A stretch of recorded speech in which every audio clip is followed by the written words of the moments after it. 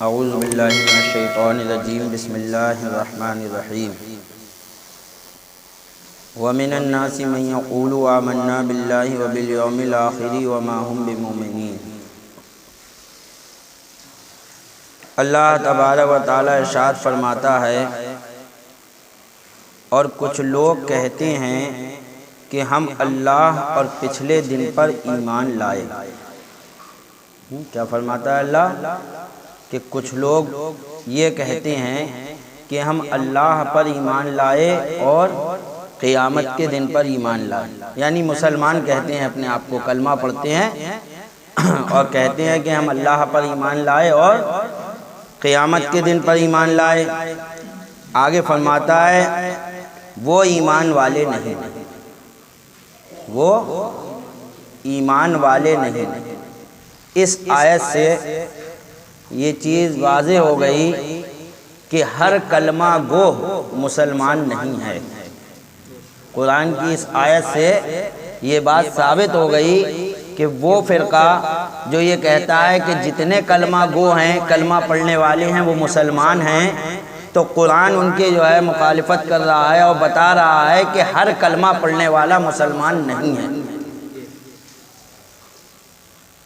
وہ اس قرآن کی اس آیت کو کیا کہیں گے جو کہتے ہیں کہ جتنے کلمہ پڑھنے والے ہیں، جس نے لا الہ الا اللہ پڑھ لیا وہ جو ہے مسلمان ہے، جس نے لا الہ الا اللہ پڑھ لیا وہ مسلمان ہے۔ قرآن واضح طور پر کہہ رہا ہے، میں نہیں، آپ سب لوگ جو ہے یہ کوئی ایسا نہیں ہے کہ میں نے 10ویں پارے کی یا 15ویں پارے کی بیچ کی آیت، سورہ جو ہے بقرہ کی الف لام میم کے بعد پہلا ہی پارہ ہے اور شروع کی آیتیں ہیں یہ، وَمِنَ النَّاسِ مَن يَقُولُ آمَنَّا بِاللَّهِ وَبَالْيَوْمِ الْآخِرِ وَمَا هُمْ بِمُؤْمِنِينَ۔ اور کچھ لوگ کہتے ہیں کہ ہم اللہ اور پچھلے دن پر ایمان لائے، وہ ایمان والے نہیں۔ تو پتہ یہ چلا، یہ چیز پوری طور پر واضح ہو گئی کہ کلمہ پڑھتے ہوئے بھی آدمی کافر ہو سکتا ہے۔ تو ہم جو وہابی دیوبندیوں کو کافر کہتے ہیں، وہ کلمہ پڑھ رہے ہیں اور لوگ کہتے ہیں ارے وہ تو کلمہ پڑھتے ہیں، وہ تو نماز پڑھتے ہیں، آپ انہیں کافر کہتے ہیں۔ تو ہم نہیں کہتے، سب سے پہلے انہیں کافر قرآن نے کہا، سب سے پہلے کافر قرآن نے کہا۔ وہ کلمہ پڑھتے تھے، نماز پڑھتے تھے، اور کس کے پیچھے؟ نبی آخر الزماں کے پیچھے۔ قربان جاؤ، نماز بھی کس کے پیچھے پڑھتے تھے؟ اللہ کے محبوب کے پیچھے نماز پڑھا کرتے تھے۔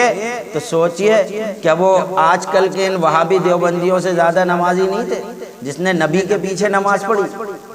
لیکن قرآن پھر بھی کہہ رہا ہے کہ وہ مسلمان نہیں ہے۔ اور کچھ لوگ کہتے ہیں کہ ہم اللہ اور پچھلے دن پر ایمان لائے، وہ ایمان والے نہیں۔ شان نزول سنیے، یہ آیت کب نازل ہوئی؟ مدینہ منورہ میں ایک شخص عبداللہ بن ابی تھا۔ کیا نام تھا اس کا؟ عبداللہ بن ابی، یاد رکھا کیجئے، جس کو وہاں اچھی نگاہ سے دیکھا جاتا تھا اور قریب تھا کہ اس کو وہاں کا سردار بنا دیا جائے۔ مدینے کے سب لوگ اس کو بہت اچھی نگاہ سے دیکھتے تھے، بڑی عزت والا، اس کو عزت دی جاتی تھی، اور قریب تھا کہ مدینے کے لوگ اس کو سردار چن لیں، وہ وہاں کا سردار بنا دیا جائے۔ لیکن جب آفتاب اسلام نے وہاں جلوہ گری فرمائی، یعنی سرکار نے مدینے میں ہجرت کر لی مکہ شریف سے، اور سرکار مکہ شریف چھوڑ کر مدینہ شریف تشریف لے آئے، اور اس کو بڑی عزت کی نگاہ سے دیکھا جاتا تھا، لوگ اسے سردار بنانے کے لیے تیار ہو چکے تھے۔ لیکن جب ہمارے نبی تشریف لے آئے تو اس کی سرداری ختم۔ اب تو ہمارے نبی کا چرچا ہوا تو اس کی سرداری ہو گئی ختم۔ لیکن جب آفتاب اسلام نے وہاں جلوہ گری فرمائی اور مدینہ والوں کے دل نور ایمان سے جگمگائے، تو اس کی عزت و آبرو میں فرق آ گیا۔ اس کی طرف مدینہ والوں کا وہ رجحان نہ رہا جو پہلے تھا، اس لیے اس کے دل میں بغض و عناد کی آگ بھڑک اٹھی۔ اس کے دل میں کہ بتاؤ، انہی کی وجہ سے میری سرداری جو ہے گھپلے میں پڑی، ورنہ میں تو مدینہ کا سردار میں ہوتا۔ لیکن یہ سرکار تشریف لے آئے، اب یہ ان کو سب لوگ ماننے لگے، میری سرداری جو ہوئی انہی کی وجہ سے ختم ہوئی۔ تو وہ اللہ کے رسول صلی اللہ تعالی علیہ وسلم سے دل ہی دل میں دشمنی رکھنے لگا، بغض جلنے لگا سرکار سے۔ مگر یہ بہت چالاک تھا، اس نے خیال کیا کہ اگر میں ظاہر طور پر مسلمانوں کا مخالف رہوں تو میری خیر نہیں، کہا اگر میں مخالفت کر دوں ان کی تو پورا مدینہ تو انہی کے انڈر میں آ چکا ہے، میری تو خیر ہی نہیں رہے گی، سب مجھے مار کے بھگا دیں گے، میری کہاں چل پائے گی۔ اس لیے بظاہر تو یہ مسلمان ہو گیا، تو اس نے کلمہ پڑھ لیا۔ کس نے؟ نام کیا تھا؟ عبداللہ بن ابی۔ اس نے کلمہ پڑھ لیا اور مسلمان ہو گیا، کہا کہ بھائی میں بھی مسلمان ہوں، آپ لوگوں کے سب کے ساتھ ہوں، مگر دل سے سخت دشمن رہا، اور اس نے یہ روش اختیار کی کہ مسلمانوں کے سامنے حضور کے اوصاف بیان کرتا۔ جب مسلمانوں کے سامنے ہوتا تو کہتا ارے نبی آخر الزمان، کیا شان ان کی، بڑی عظمت والے، بڑی شان و شوکت والے، ان جیسا تو کوئی نہیں۔ آیا وہابیوں کے پاس بھی چلے آؤ، یہی کہیں گے ارے ہم بھی تو انہیں اپنا رسول مانتے ہیں، ارے وہ اللہ کے رسول ہیں، بڑی عظمت والے ہیں، یہی کہیں گے آپ کے سامنے۔ یہی اس منافق کا حال تھا کہ مسلمانوں کے سامنے بظاہر یہ سرکار کے بڑے اوصاف بیان کرتا اور کہتا کہ یہ وہی نبی آخر الزمان ہیں جن کی خبر توریت میں دی گئی ہے، یہ وہی نبی ہیں، آپ لوگوں نے سب نے صحیح کلمہ پڑھا ہے، ان کا یہ وہی نبی ہیں جن کی خبر توریت میں دی گئی۔ اور جب کفار سے ملتا تو مسلمانوں کے خلاف باتیں کرتا، اور جب کافروں کے پاس جاتا، یہود و نصارہ کے پاس جاتا یا کفار مکہ کے پاس جاتا تو ان کی سے کہتا ارے میں تو ایسی بس ملا ہوا ہوں تو میں تمہارے ساتھ، تم سب کے ساتھ ہوں۔ اور دل میں خوش ہوتا تھا کہ ہم دونوں جماعتوں کے پیارے ہیں، دل میں بڑا خوش ہوتا کہ ادھر بھی ہم پیارے ہیں مسلمانوں میں بھی، ادھر بھی اگر مسلمان جیتے تب بھی ہماری جیت، اگر کافر جیتے تب بھی ہماری جیت ہے، نہیں دونوں طرف سے فائدہ ہے ہمیں کہ اگر مسلمان غالب آ گئے تب بھی ہم ان کے ساتھ ہیں، ہم ہی رہیں گے، اور اگر مسلمان مرے کٹے تو کافر ہمیں کچھ نہیں کہیں گے، ہم ان کے ساتھ۔ ایسے آدمی بہت پھرتے ہیں، تو یہ وہابی دیوبندی یہ سب انہی کے چیلے چاٹے ہیں، سمجھ میں آئی؟ تو آج جو ہم لوگ اعلیٰ حضرت کے دیوانے جو ان کی مخالفت کرتے ہیں، تو یہ مخالفت قرآن نے ہمیں سکھائی، قرآن نے حکم دیا کہ ان کے عیبوں کو لوگوں کے سامنے ظاہر کر دو، کھول دو جو ان کے عیب ہیں تاکہ لوگ ان سے بچیں۔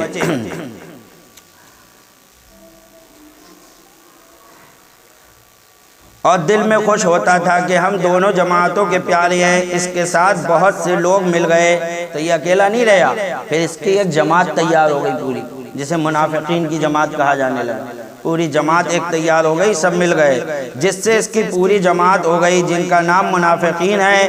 ان لوگوں کے بارے میں اللہ تبارک و تعالیٰ نے یہ آیت کریمہ نازل فرما دی، ان کے حق میں یہ آیت نازل ہوئی کہ اے محبوب کچھ لوگ ہیں جو آپ کے ساتھ میں مسلمان بن کر رہ رہے ہیں، کہہ رہے ہیں کہ ہم اللہ پر ایمان لائے اور قیامت پر ایمان لائے، لیکن وہ مسلمان نہیں ہیں، ان کی پول قرآن نے کھول دی۔ اس آیت کریمہ میں منافقین کا کلام نقل فرمایا گیا ہے کہ وہ بظاہر کہتے تھے کہ ہم ایمان لے آئے اور مسلمان ہو گئے تاکہ مسلمانوں میں مل کر دنیاوی فائدہ حاصل کریں اور اپنے ظاہری اسلام کو آڑ بنا کر ہر قسم کی سختی سے بچے رہیں، مگر چونکہ یہ ایمان حقیقی نہ تھا اور خلوص دل سے انہیں میسر نہ تھا، فقط زبان سے دعوی اسلام کرنا حق تعالیٰ کے نزدیک کچھ وقعت نہیں رکھتا، لہذا مسلمانوں کی تنبیہ کے لیے فرمایا گیا کہ یہ لوگ فریبی ہیں، مسلمان نہیں۔ ان کے عیوب قرآن کریم نے مختلف جگہ بیان فرمائے ہیں، اور جو کچھ انہوں نے غزوات میں فتور برپا کیے وہ بھی قرآن پاک میں مذکور ہیں۔ ان آیات سے حق تعالیٰ نے نفاق کی جڑ کاٹ دی۔ اس آیت سے چند فائدے کہہ رہے ہیں حاصل ہو گئے۔ وہ چند فائدے کیا ہیں کہ یہ کہ انسانوں میں چند گروہ ہوئے، ایک وہ جو دل و زبان سے مومن ہوں، ان کو مخلصین کہا جاتا ہے، وہ دل سے بھی مومن ہے اور زبان سے بھی مومن ہے، زبان سے اقرار بھی کیا، ان کا دل بھی ایمان کی طرف مائل ہے، تو وہ مخلصین ہیں، وہ مخلصین ہیں۔ دوسرے وہ کہ جو ظاہر باطن کافر، ان کو مجاہر کہتے ہیں، ظاہر میں بھی کافر باطن میں بھی، وہ کھلے کہتے ہیں صاحب ہم تو کافر ہیں، ہم اللہ کو نہیں مانتے، کھلے کافر جیسے ہنود وغیرہ، تو وہ مجاہر کہتے ہیں انہیں۔ تیسرے وہ کہ جو دل میں کافر اور زبان سے مومن، دل میں کفر ہے ان کے لیکن زبان سے کہتے ہیں ہم مسلمان ہیں، ان کو منافق کہا جاتا ہے، انہی کو منافق کہا جاتا ہے۔ جو شخص دل سے مومن اور بظاہر کافر ہو، دل سے مومن ہے لیکن ظاہر میں کافر ہے، کہنا ہے اس کی دو صورتیں ہیں۔ اگر کسی سخت مجبوری کی وجہ سے ایسا کر رہا ہے تو مخلصین میں داخل ہے۔ اگر کسی مجبوری کی وجہ سے، مثال کے طور پر اس کو اپنی جان جانے کا خطرہ ہے کہ اگر میں نے یہاں اپنا اسلام ظاہر کر دیا تو میں مارا جاؤں گا، تو وہاں وہ کافروں میں کافر بن کر رہ رہا ہے لیکن دل سے اللہ پر ایمان رکھے ہوئے ہے، ایسا شخص تو وہ مخلص مومن ہے، قیامت کے دن مسلمانوں میں اٹھایا جائے گا، سمجھے؟ کیوں؟ اس کو مجبوری سامنے تھی کہ اگر اس نے اپنا وہاں ایمان ظاہر کیا تو اس کی جان جانے کا خطرہ ہے، اس کو مار دیا جائے گا، تو مخلصین میں داخل ہے۔ قرآن کریم فرماتا ہے الا من اکرہ وقلبہ مطمئن بالایمان، مگر اس صورت میں ضروری ہے کہ مجبوری کے دور ہوتے ہی اپنے ایمان کو ظاہر کر دے۔ اس میں یہ ضروری ہے جیسے ہی مجبوری ختم ہو فوراً ظاہر کر دے کہ میں مسلمان ہوں، جب تک مجبوری تھی جیسے ہی مجبوری ہٹے اسے ظاہر کرنا ہوگا کہ میں مسلمان ہوں۔ اور اگر بلا سخت مجبوری کے کفر ظاہر کرتا ہے تو وہ شرعاً مسلمان نہیں، کوئی مجبوری نہیں ہے اور پھر کفر ظاہر کرتا ہے تو وہ شرعاً مسلمان نہیں، اور نہ اس پر اسلامی احکام جاری ہوں۔ بہت ممکن ہے کہ کبھی نہ کبھی ان کی نجات ہو جائے، بہت ممکن ہے ایسے لوگوں کے لیے کہ کبھی نہ کبھی، یعنی دل سے تو مومن تھے لیکن انہوں نے ظاہر نہیں کیا، کوئی مجبوری بھی نہیں تھی تب بھی ظاہر نہیں کیا، لیکن دل میں وہ اللہ پر ایمان رکھتے تھے، رسول پر ایمان رکھتے تھے، تو شریعت انہیں کافر ہی کہے گی۔ بہت ممکن ہے کہ ان کی نجات ہو جائے، قیامت کے دن ایسے لوگوں کی نجات ہو جائے۔ حدیث سے شفاعت میں ہے کہ جنتیوں کو حکم ہوگا کہ جہنم میں سے ان لوگوں کو بھی نکال لاؤ جن کے دل میں رائی کے برابر بھی ایمان ہو۔ جنتی جنت میں، جہنمی جہنم میں، رب حکم دے گا اے جنتیوں جاؤ جہنم میں سے ان لوگوں کو بھی نکال لو جس کے دل میں رائی کے دانے کے برابر بھی ایمان ہے، انہیں بھی نکال کر لے آؤ، رائی کے دانے کے برابر بھی ایمان ہو۔ چنانچہ جنتی اس حکم پر عمل کریں گے۔ حق تعالی ارشاد فرمائے گا کہ شفاعہ اپنی شفاعت سے بخشوا لیے گئے۔ اب اللہ تعالیٰ کیا فرمائے گا؟ شفاعہ اپنی شفاعت سے بخشوا لیے گئے، اب رب کی باری ہے، یعنی شفاعت ہو گئی، سب نے شفاعت کر لی، اور جس کے دل میں رائی کے دانے کے برابر بھی ایمان تھا وہ بھی بخش گیا، اب رب کی باری ہے، قربان جاؤ اپنے رب پر ہے۔ اللہ فرمائے گا اب رب کی باری ہے، سب نے شفاعت بھی کر لی اور سب کو بخشوا بھی دیا، اب رب کی باری ہے۔ حدیث میں آیا ہے حق تعالی اپنا ایک لپ بھر کر جہنمیوں کو جہنم سے نکالے گا۔ لب سے یہاں یہ مت سمجھ لینا کہ ہاتھ اللہ کا ہاتھ ہے، اللہ ہاتھ سے پاک ہے، اللہ ہی جانے اس سے کیا مراد ہے، اللہ اس کا رسول جانے ہیں۔ تو ایک لپ بھر کر جہنمیوں کو جہنم سے نکالے گا، یعنی جس کے رائی کے دانے کے برابر ایمان تھا وہ تو نکل چکے، اب رب کسے نکالے گا؟ اب کون لوگ ہیں جو جہنم سے نکالے جائیں گے؟ فرمائے گا اب رب کی باری ہے، اور ایک لب بھر کر جہنمیوں کو جہنم سے نکالے گا۔ تفسیر روح البیان شریف میں لکھا ہے کہ یہ لوگ وہ ہوں گے جو شرعاً کافر تھے، دل میں مومن، بہت ممکن ہے کہ ابو طالب بھی ان میں سے ہو۔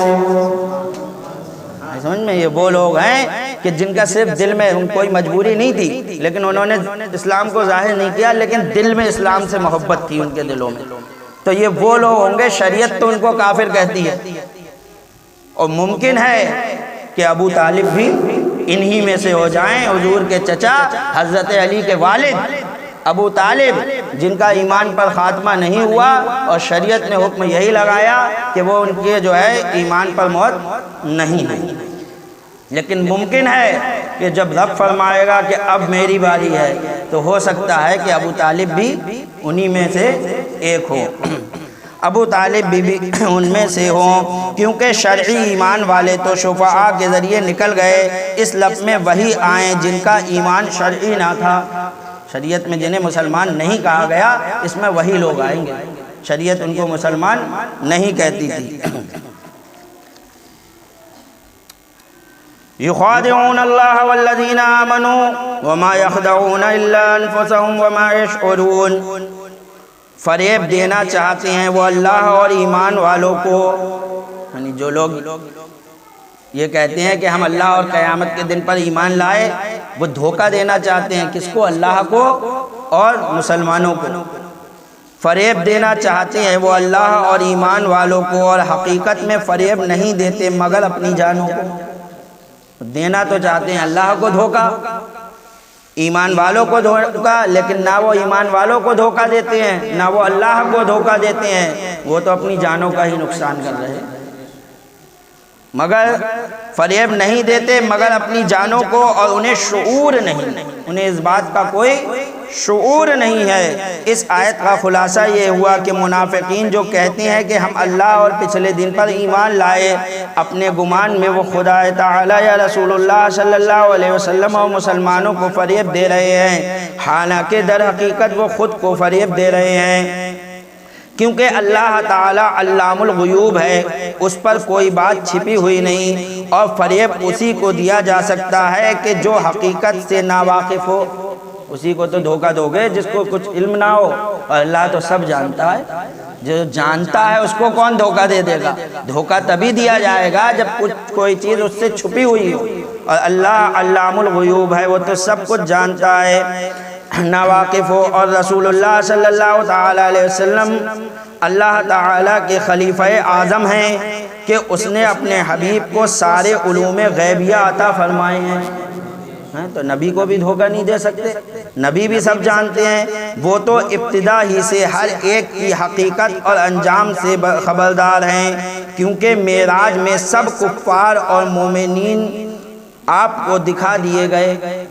جب اللہ کو کے رسول کو معراج ہوئی تو اللہ تبارک و تعالیٰ نے تمام کافروں کو اور تمام مومنوں کو آپ کو دکھا دیا کہ کون کون کافر ہے اور کون کون مومن ہے، تو کوئی بھی کافر میرے نبی کی نگاہ سے نہیں بچا، اور کوئی بھی مومن میرے نبی کی نگاہ سے نہیں بچا، تو وہ ہر کافر کو جانتے ہیں، چاہے کھلا کافر ہو یا چھپا کافر ہو، ایسے ہی ہر مسلمان کو جانتے ہیں، چاہے کھلا مسلمان ہو یا چھپا مسلمان ہو۔ صحابہ اکرام کو بھی مومنین اور کفار کے ناموں کے رجسٹر دکھا دیے ہیں، جیسا کہ احادیث میں آتا ہے، انہوں نے بڑے بڑے بدکاروں کے ایمان کی خبر دی، بڑے بڑے بدکار لوگوں کے ایمان کی خبر دی، تو وہ آخرکار مومن ہی ہو گئے، اور بڑے بڑے ظاہر متقیوں کے جہنمی ہونے کی خبر دی تو وہ آخرکار جہنمی ہو کر ہی مرے۔ بڑے بڑے پرہیزگار وہ کہہ دیا کہ یہ جہنمی ہے، تو اس کا خاتمہ ایمان پر نہیں ہوا، وہ جہنمی ہو کر ہی مرا۔ انہوں نے تو یہ بھی بتا دیا کہ حسین اور حسن جوانان جنت کے سردار ہیں، میری لخت جگر فاطمہ جنتی بیویوں کی سردار ہے۔ انہوں نے یہ بھی فرمایا کہ ابو طالب دوزخ میں نہیں، سرکار نے یہ بھی بتا دیا کہ ابو طالب دوزخ میں نہیں، ابو طالب دوزخ میں نہیں بلکہ اس کے جھیرے میں رہیں گے، اور ان کے تلووں میں آگ کی محض ایک چنگاری ہوگی، وغیرہ وغیرہ۔ بولو یہ سب خبر کون دے رہا ہے؟ سب جان رہے ہیں اللہ کے رسول کون سا دوزخی کس درجے میں رہے گا، اپنے چچا کے بارے میں بتا دیا، ابو طالب کے بارے میں کہ دوزخ میں نہیں رکھا جائے گا، بلکہ صرف ان کے تلووں میں جو ہے ایک چنگاری ہوگی جس سے جو ہے ان کا پورا جسم کھولے گا، ایک چنگاری ہوگی وغیرہ وغیرہ، جس سے معلوم ہوا کہ وہ جنتیوں اور جہنمیوں کو پہچانتے ہیں اور ان کے درجات اور درکات سے بھی واقف ہیں، لہذا یہ منافق ان کو دھوکہ نہیں دے سکتے۔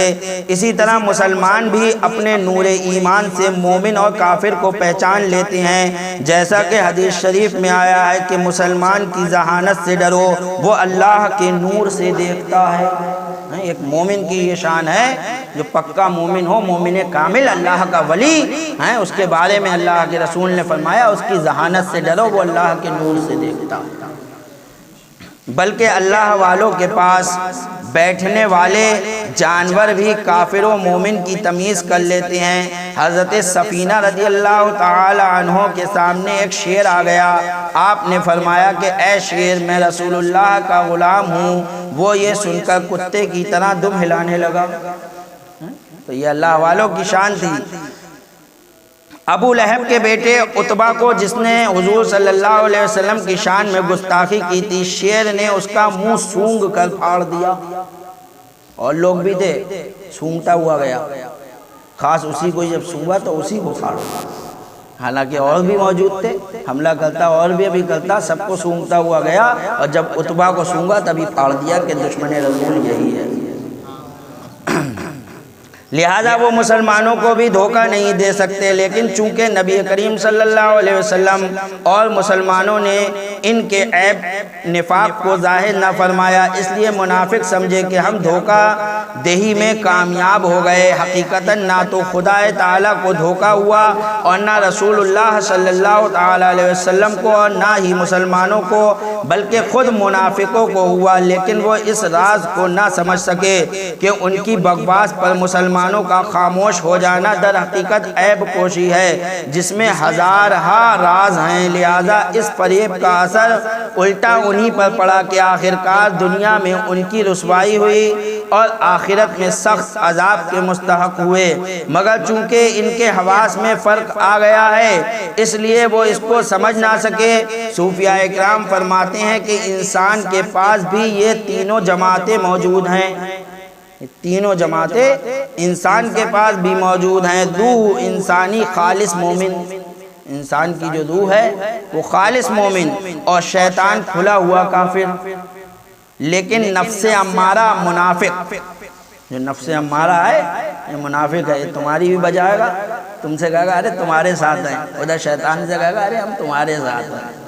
تو یہ نفس امارہ سے بچنا بہت ضروری ہے۔ نفس امارہ جو ہے یہ منافق ہے کہ دل سے مل کر اپنے کو اس کا دوست ظاہر کرتا ہے، ارے ہم تو تمہارے دوست ہیں، بہت مزے مزے کی چیزیں کھلائیں گے تمہیں۔ ادھر شیطان سے ملتا ہے تو اس کا دوست بنتا ہے، لیکن جس دل پر اللہ کا کرم ہو جائے اس پر نفس امارہ غالب نہیں آتا، بلکہ آخرکار خود ہی مجبور ہو کر تابع ہو جاتا ہے۔